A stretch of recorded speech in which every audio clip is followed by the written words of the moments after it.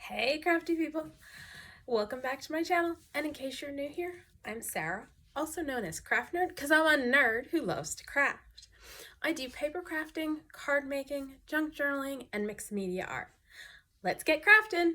Welcome back. It's time for another Mass Make Monday, and if you're new to my channel, what I do is I set a timer for 45 minutes and see how many of a particular item I can make in that time. Today we are going to make coin envelopes, and if you're playing along with me, what you'll need is paper, whatever paper you want. I've got some book page, I've got some scrapbook paper, I've got some digitals, I've got some coffee dyed paper in here somewhere. What I did do for the digitals and the coffee dyed paper, I cut them in half so that they're 5.5 by 8.5, because I don't really want ginormous coin envelopes. But that's what we're gonna make. Also, you may want a scoreboard, but that's not needed. I'll show you when I use that for creating the envelopes. Scissors and glue of your choice. So with that, I'm gonna start my timer. There we go, and get making. All right, so for the first one, I'll show you all the way through how to make it, and then for the next we'll go mass make style and do all of our folding and then all of our cutting and so on and so forth. So come in about halfway, come over about halfway. I think I'm gonna do it that way, and just fold down your sides, keeping them straight-ish. Now I have a problem with getting my bottom and my top fold straight, so that's where I'm gonna pull in my scoreboard. For the bottom one, you just need to fold up about, I think I'm gonna go, that's what, 3/8 on this one. So just a little bit up. And then for the flap, just kind of decide, eyeball how big of a flap you want. So I'm just going to stick that in and score it with a different scoring tool because I don't like how big of a score line that made. Let's go here. Just because this makes it easier for me. You obviously can hand fold that, no problem. All right, so I'm going to grab my bone folder just to reinforce my fold lines across the top and the bottom. And now comes the snipping. So open your piece back up. For this first one, just so that you can see exactly what I'm doing, I'm going to grab a pencil and show lines. So we've got a score line here and a score line here, but what we want is to take a little bit of the bulk out. So we're going to score kind of like that, like that, and then cut just a little slivery up along there. Again, score line, score line. We're going to cut in at an angle and up at a slight angle over here. With our top, we're going to do something similar, except, pretty much the same. We've got score line, score line. So for this one, I want to angle this way and angle slightly down that way. And then again over here, I'm going to angle and then a slight angle coming off of there. It just takes away bulk where our folds are so that it'll fold a little neater. And let me grab some scissors. And now we're going to do all of our cutting on this one.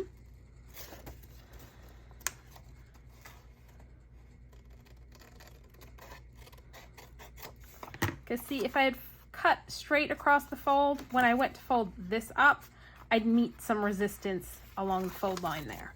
So that's why we cut a little bit away, just to make folding a little easier. Let's take that off. And I find for this one, it's a little easier to come in this way and then angle up for that cut. And then this one I'll do that way. And then angle a little down for that cut. I'm not too worried about my pencil marks showing because they're going to be on the inside on this one. Now I'm gonna grab my Barely Arts glue. You grab whatever glue you prefer. And I am gonna run glue along here and along here. Although I think I may have cut this piece lower than this piece. Nope, we're good. No glue sticking over the top. And then we're gonna glue this bottom piece up.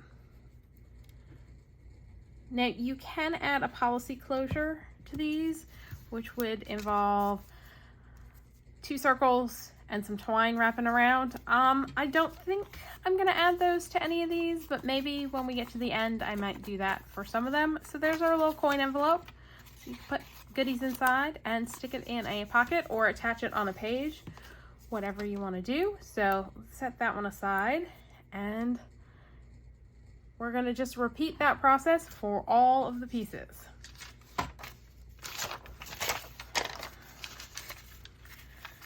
So how are you doing this fine Monday? This one's gonna be a shorter squatter one.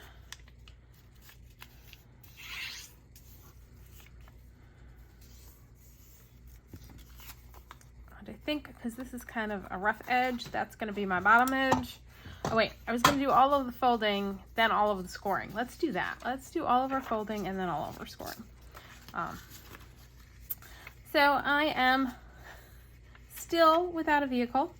I'm filming this on Saturday, and I should have had my car was supposed to be ready on Thursday, but apparently either the new part that they got was defective or there's some other issue going on because it's still not working quite right. And let's grab our scrapbook page. And so this one's going to be a tall, skinny one. And this one I'm really going to want to reinforce because it's a little thicker. So let's grab my bone folder. So yeah, I still have no car, so that means I had to reschedule my poor dog's annual visit again because that was scheduled for earlier today. I've got a couple doctor's appointments that I'm gonna, I think, end up borrowing my dad's car for next week. And yeah, I'm hoping I eventually get my car back. Now for these, because I didn't print them double-sided, what I'm probably going to do is ink my flap so that I don't have white showing.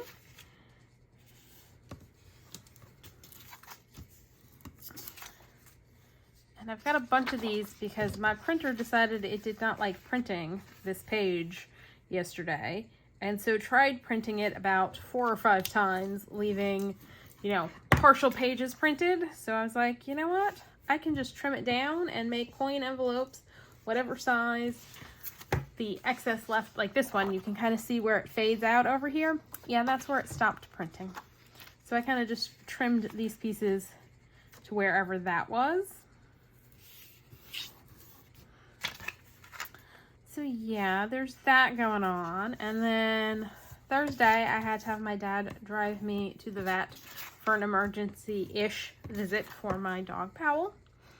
You may or may not, depending on whether you were here back in January. Remember, he had an issue where I figured he had tweaked his back in January, and the vet ran a bunch of tests and couldn't particularly pinpoint any issue. So he got put on, you know, anti-inflammatories, muscle relaxant, pain meds, all that good stuff. Yeah, he did it again.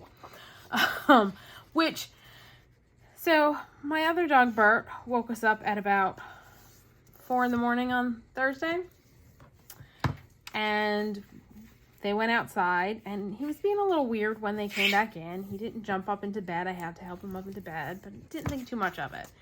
Then when we got up in the morning, he did not get out of bed. Now, normally, both of the dogs get up when I get up. They jump out of bed. They run outside, run into the kitchen, waiting for me because they're gated out of the back part of the house during the day because, or at night because I don't trust Bert in my craft space because he will steal things off the craft desk and out of the closet and wherever he can find things to steal because that's how he rolls.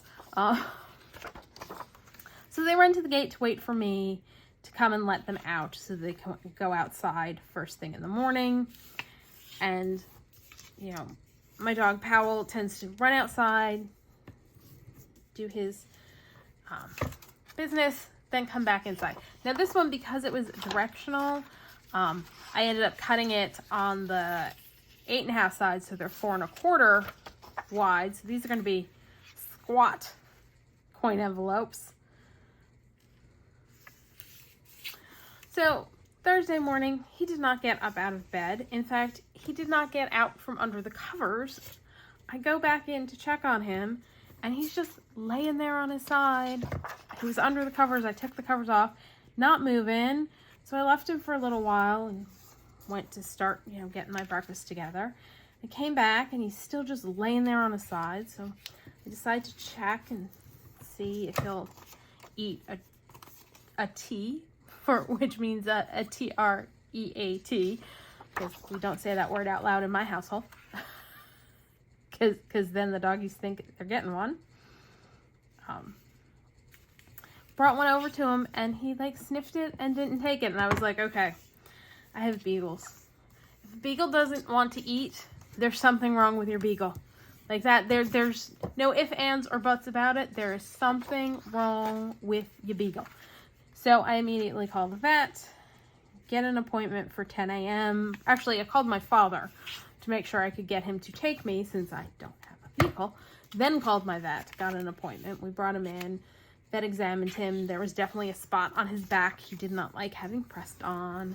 And it was one of those, the vet's like, well, we can rerun the tests, but we just did them in January. So, because yeah, in January he had x-rays and lab work and all that.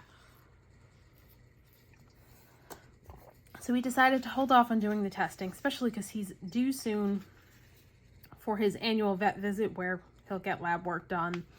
And I figured if giving him the meds doesn't fix the problem like it did last time, then we can always go back and spend the money on all of the tests. Since, you know, my car's in the shop, so that's not going to be inexpensive. I was like, let's not spend a ridiculous amount running tests, especially since last time the tests were inconclusive. Like, his lab work came back fine. There was nothing on the x-ray. So I was like, yeah, let's be a little conservative in what we're spending this time around and try the meds, see if those work. So he has been doped up on all the good meds.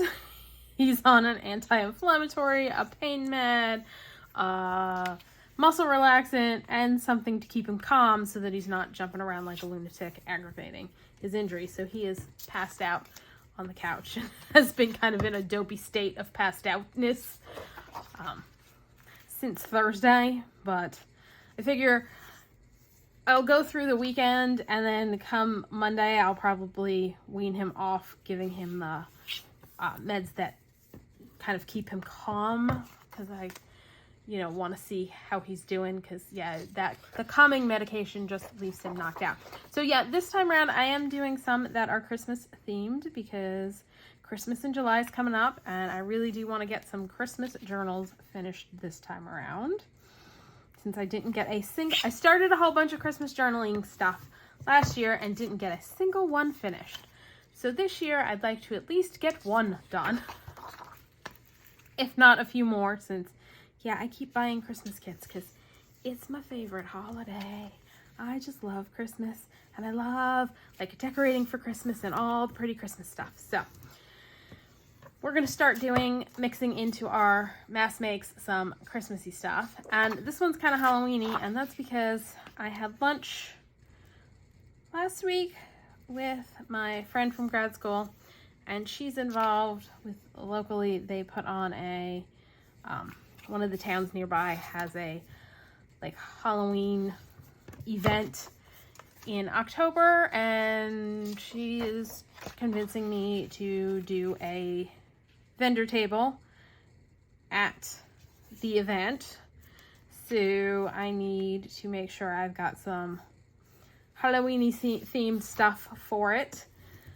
So I'm going to start adding some Halloween stuff in so that I can hopefully get one or two Halloween journals done and maybe some other Halloween-y things. And I'll hopefully have one or two Christmas items done to take. And I've got a bunch of fall journals that, if you are interested in, I've got to double check. I don't remember if the listing's still active for them or if I deactivated the listing. But I have them on my Ko-fi shop, which is, there's a link in the description box down below. So if you go and click under the video where there's like the more tab, it'll drop down the full description box. And in that's where I put all the links for digitals, which I didn't tell you what those digitals all were. So let me grab those real quick and run through them. Giggle Glitter GFX. I believe these are all my Porch Prints. This is my Aki design. They'll be listed down below. My Porch Prints, my Porch Prints, my Porch Prints, my Porch Prints, and Giggle Glitter GFX, I believe.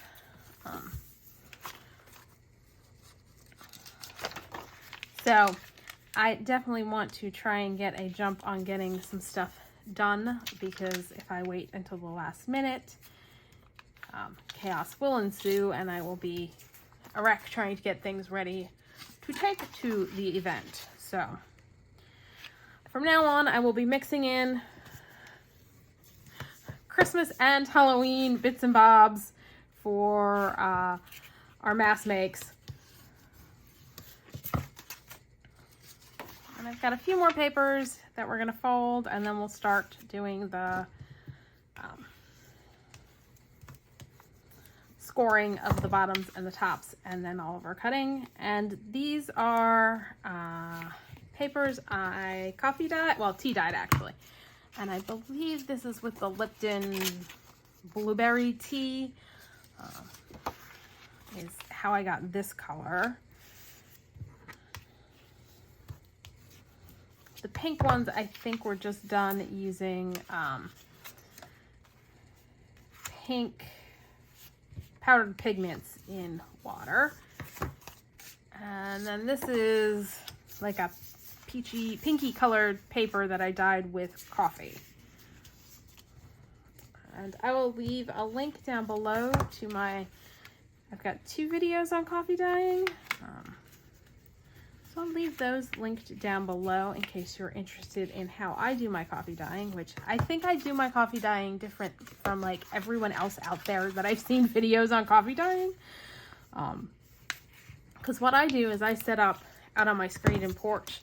I've got a 6-foot folding banquet table that I set up, and I put blankets on it, and I do single sheets. So yeah, it takes me a little while, and spread them out on there to dry. Okay, let's bring over our scoreboard and go through and score all of our pieces. So I think I'm going to stick with my 3/8 inch.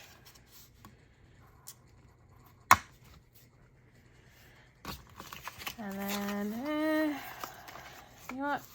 Might as well just go keep it simple and go with 3/4 of an inch for the top. And this is not liking to score because it's so thick of a paper. So we're gonna do this.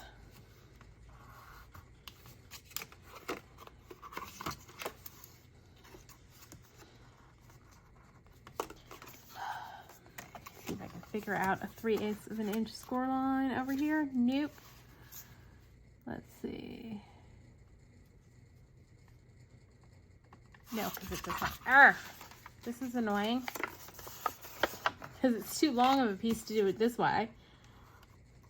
And I really don't feel like dragging out my big scoreboard.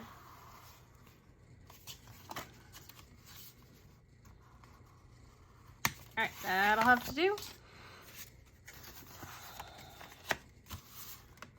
And I didn't score the other end.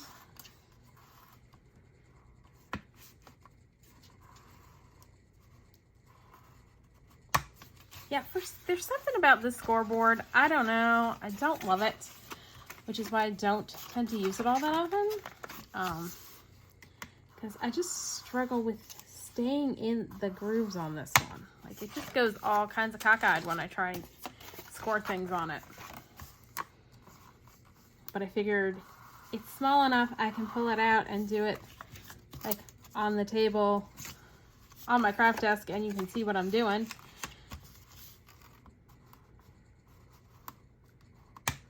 Since the other one does not really fit very well on my craft desk because it's a 12 by 12.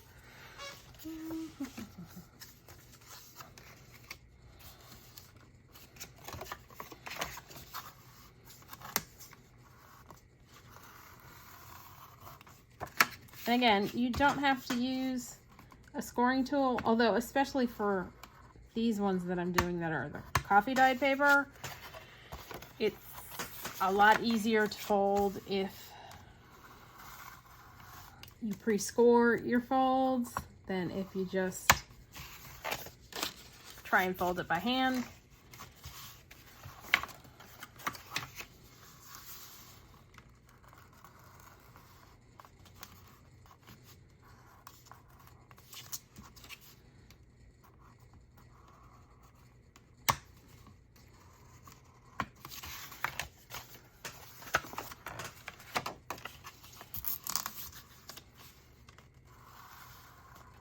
All right, so what else has been going on? Let's see. I think that's about it.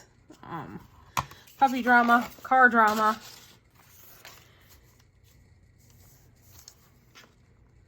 This one should, oh, this one does not. We're gonna score up.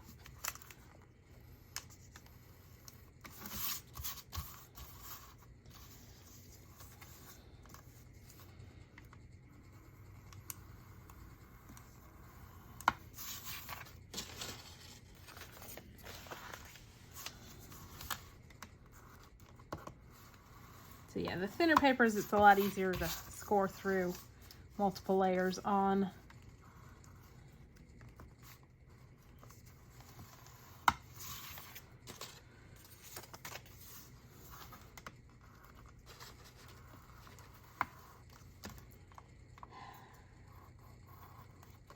But still not so easy to stay in the line on this one. I don't know why.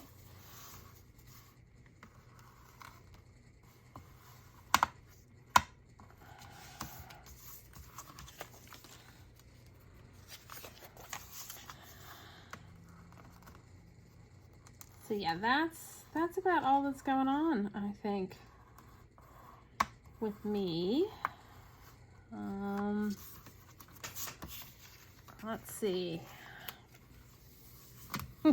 I'm trying to think of something to say so that you're not just sitting here watching me score and in utter silence. I've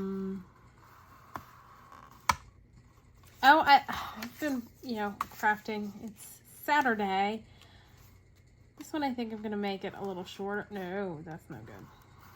That's gonna be way too skinny of a flap. And I'm trying desperately to get the bee journals done because, one, I'm getting a little sick of bee journals. Two, I have a whole bunch of other ideas that I want to work on, but I'm trying not to let myself fall into the trap I usually fall into, which is I hit a point where I'm getting kind of, for a long-term project, one that's taking a while, I hit a point where it's like, oh, I just want to work on something else, and I start working on something else and then don't actually finish the other project. And it ends up going into my projects half done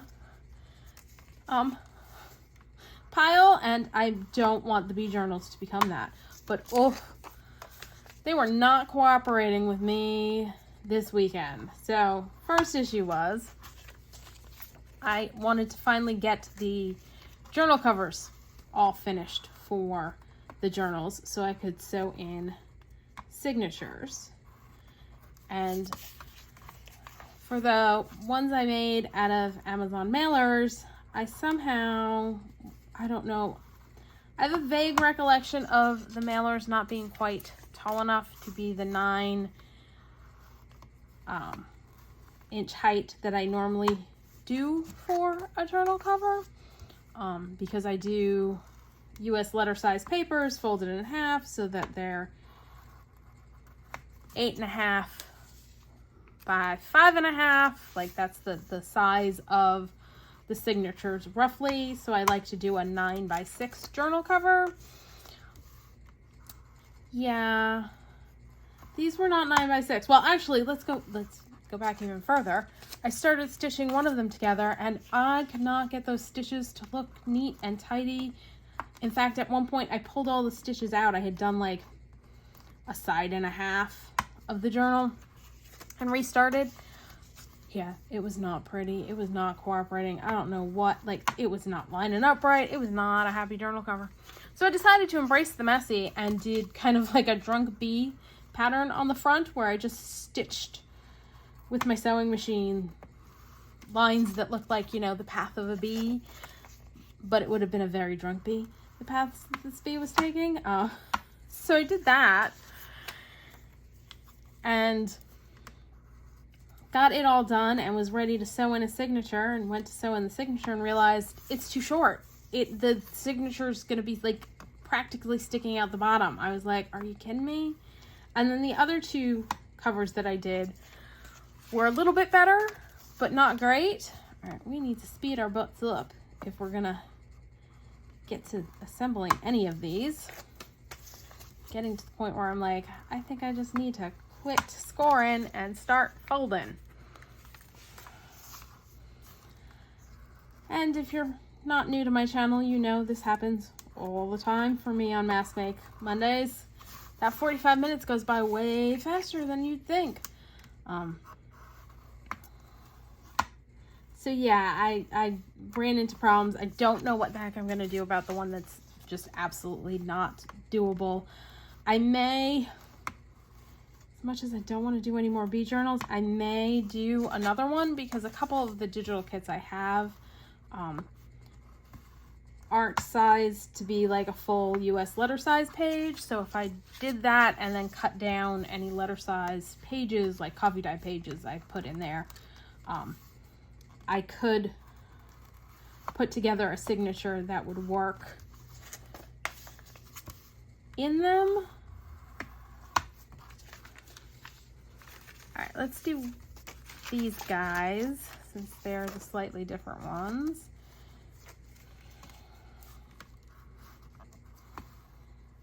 And one of the Halloween ones, and we'll get to finish assembling.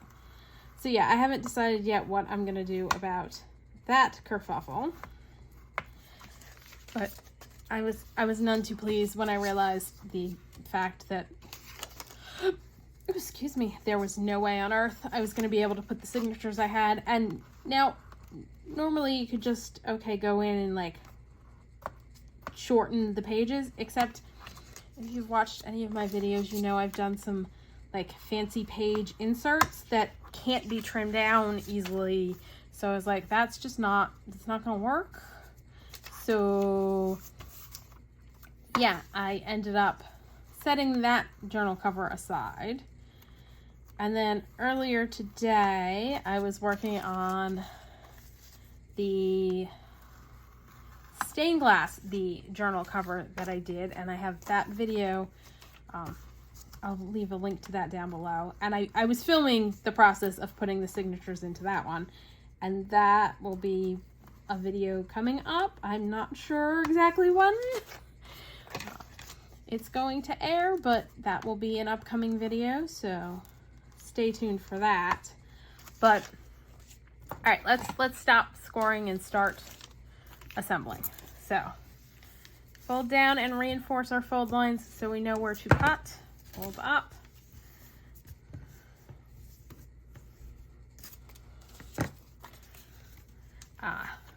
But as I was working on that, I started filming and realized I had forgotten that I wanted to add something on the center page that needed to be added to one of the signatures that needed to be added before I sewed the signatures in. So I had to stop and go do that. And I had been printing out these pages, but I started doing them before going to bed last night. And my printer apparently decided that since I went to bed, it was going to go to bed and didn't print them. So I had a backlog of pages to print, some of which did not print properly. I'm going to have to do reprints on. And then once I got that squared away, I started installing the signatures, and I did the first one on camera and figured I'd do the second one off because I find, generally speaking, I have more luck sewing in signatures off camera than not. And for some reason this time around, nope, the one I did on camera worked a whole heck of a lot better than the one I tried doing off camera. It did not want to cooperate. I don't know what the problem was, but it was not a happy camper. So I got that done. Then I went to refill my Fabri-Tac so that I could glue the signature in, because if you don't recall, we're doing a hidden binding on that one. So I need to glue in the piece that had fabric on it, and refill my Fabri-Tac. Thought I had the plastic cover thing on the top of the bottle pulled off on the new bottle. Go to squeeze it into my Sugar Bell icing bottle. Oh, I can talk, really I can. And apparently I hadn't removed it all the way, and so it kind of like exploded outside a little bit and made a whole big mess. So yeah, definitely on the struggle bus craft-wise this weekend. Like, things just are not cooperating. So we've got less than 15 minutes left and we've assembled none. All right, I'm gonna fold up 2 more. I'm gonna do this one and grab another one of the book page ones, and then we're gonna get to cutting and gluing so that we can hopefully get at least a few assembled. Let's do this one.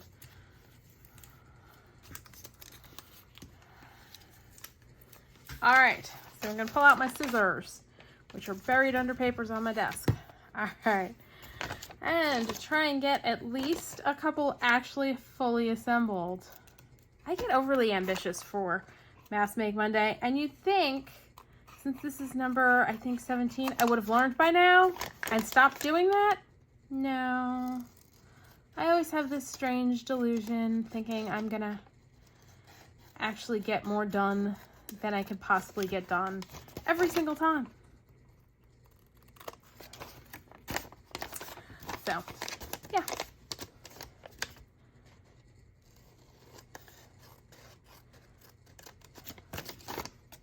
So yes, those have been my crafting trials and tribulations. And then I like to listen to audiobooks. And I finished listening to, an audiobook, and it's like, all right, I need a new book. And I, have an Audible membership, which means I get a credit once a month for purchasing a book. And the credits come up, like I get my credit around the 15th of the month, and I'm currently out of credits. So I'm trying to be good and wait and not buy more credits and wait for my automatic credit that's part of my monthly subscription. So I went through, and if you're an Audible member, they have free Audible books that you can try out. And so I went hunting for stuff to give a try. And sometimes the freebies are fantastic. They're great. You find a new book series you love. And sometimes, they're not so great. So I listened to one by an author I've listened to before. Ooh, that is like way off. That is some funky cutting there. And I forgot the fact that I find her main characters fall into the category of too stupid to live. So she does kind of, most of her main characters are witches, because, you know, I like urban fantasy. So they're urban fantasy novels where, you know, she's trying to solve some kind of mystery and, like, just does stupid things that I'm like, really? For example, in the book I listened to, and I actually listened to this one all the way through, she suspected this trainer dude of being the murderer. So she decides to make an appointment, pretending that she's looking to hire him as a, you know, trainer. Goes to his home gym by herself without having told anyone where she's going. And I'm like, really? Like, that, if you're right, what's to stop him from murdering you? It's like, and actually it was missing people that she was investigating, so not necessarily murders, but still, I'm like, what's to stop him from doing to you what he did to, or you think he did to these other women, which he obviously wasn't the culprit. And since I'm not telling you what book it is, I don't think that's much of a spoiler alert. Plus, if you were to actually start listening to the book and be like, oh, this might be the one Sarah was talking about, you'll know by the point in the book that this happens that he can't possibly be the bad guy, because there's too much of the book left. But yeah, her heroines tend to do stuff like that. Like, go off half-cocked to investigate the murder, knowing nothing about what they're doing, and, like, not being safe in any way, shape, or form about it. And I'm like, what? So I find it a little frustrating, because all I can think is, you fall into the category of too stupid to live. Like, it's a miracle you survived this book because you were just doing stupid stuff. So I did listen to that one all the way through, because I wanted to know who done it. Although, funny enough, I actually figured out who did it fairly early on in the story. So, yeah. It was not all that great of a whodunit. And then I started listening to another book and did not like the narrator at all, so ditched that one. Started listening to another one and was kind of like, not loving the narrator on this one either, so ditched that one. And so I started, like, scrolling through the library of books I already had, and found it's NPCs, which, if you're not a nerd and have never played Dungeons and Dragons or any other similar role-playing game, you won't know, but that stands for non-player characters. So it's the kind of background characters that crop up when you are adventuring and playing D&D, and, you know, they're there to serve some purpose as presented by the game master who's running the game. But the premise of the book is the adventurers die off, and they're worried the Crazy King's going to, you know, annihilate their town, because he's, you know, summoned these adventurers to come do some adventure for him. And so 4 non-player characters decide to take the place of the adventurers and head off to save their town, kind of thing. So it's been enjoyable. So that's what I'm currently listening to on my Audible, and I was happy to see that there are more books in the series. So when I finish listening to this one, I have, I think, 4 more, which I always like a good series.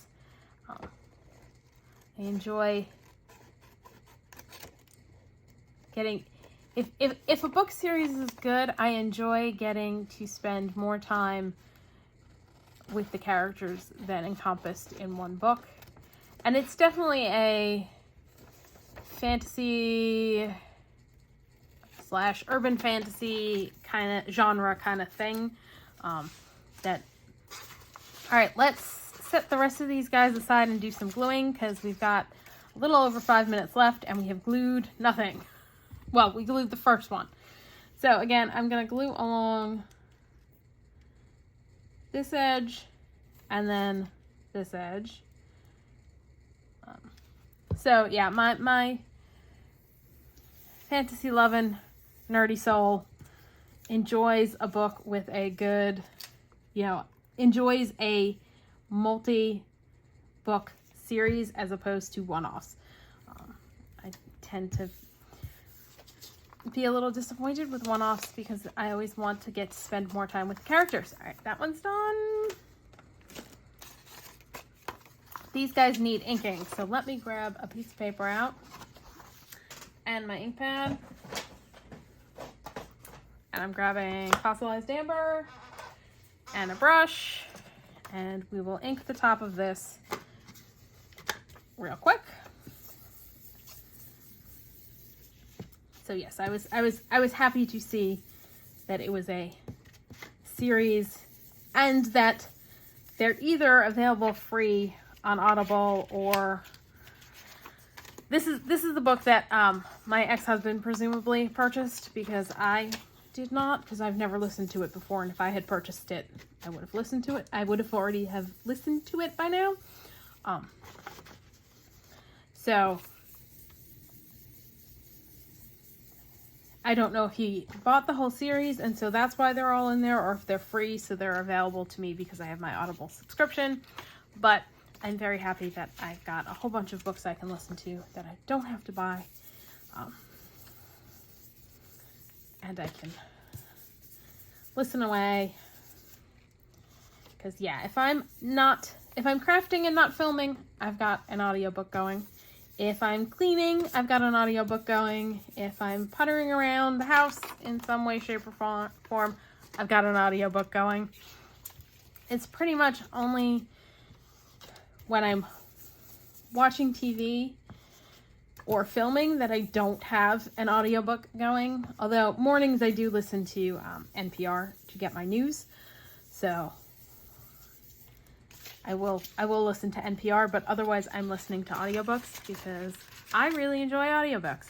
They're one of my favorite things. All right, I'm going to ink this one as well, and it's going to get Victorian Velvet, and I'm going to try and do this quickly so that we can get all of these glued together in the 3+ minutes we have left.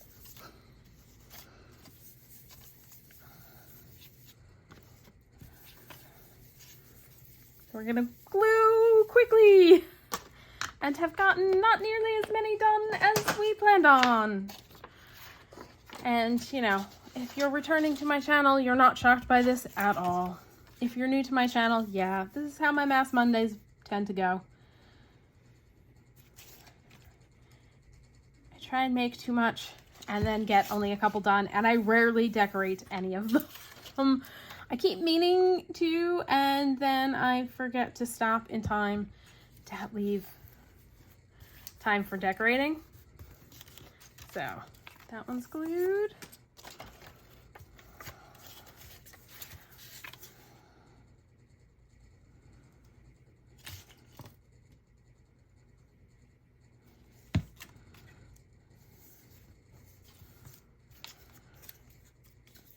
I foresee another Crafty PhD video where I work on finishing decorating my Mass Make Monday pieces, because yeah, so many pieces that aren't going to be decorated.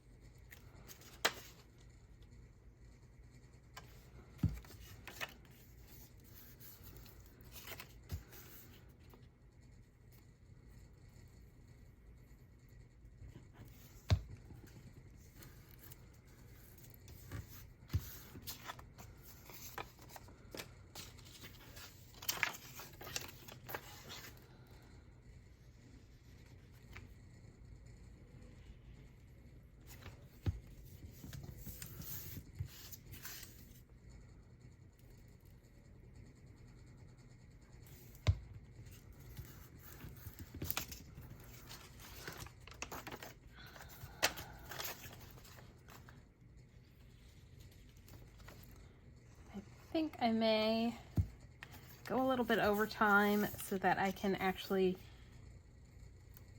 finish assembling the scrapbook paper one, so that we've got a variety of the options for making this, because yeah, we've got about 25 seconds left.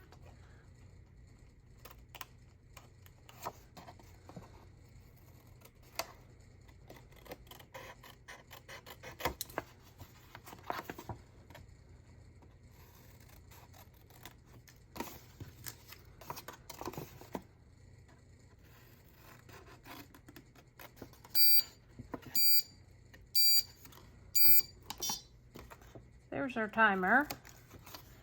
We're just gonna quickly cut this one up and glue it.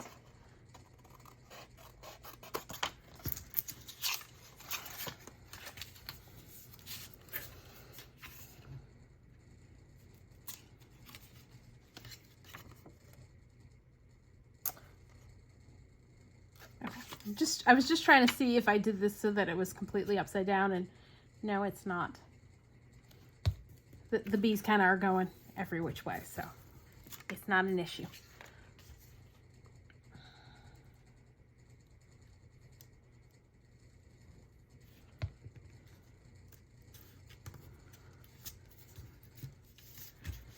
All right, so let's take a look at what we did. Let me put my pin back in my glue first. So we've got this one made from scrapbook paper. We've got this one made from music paper. We've got the first one that I did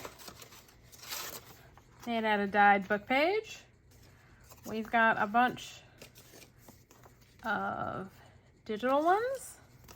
And you'll notice they're all different sizes. And then we got another book page one done. So we got 1, 2, 3, 4, 5, 6, 7, 8, 9 fully completed. I've got 1, 2, 3, 4, 5, 6, 7, 8, 9, 10, 11, 12, 13, 14, 15, 16, 17 folded. What was I thinking? What was I thinking? And then a few more, like, partially folded. So I've got another 1, 2, 3, 4, 5, 6. Oh, wait, nope. These two are actually folded. So 17, 18, 19.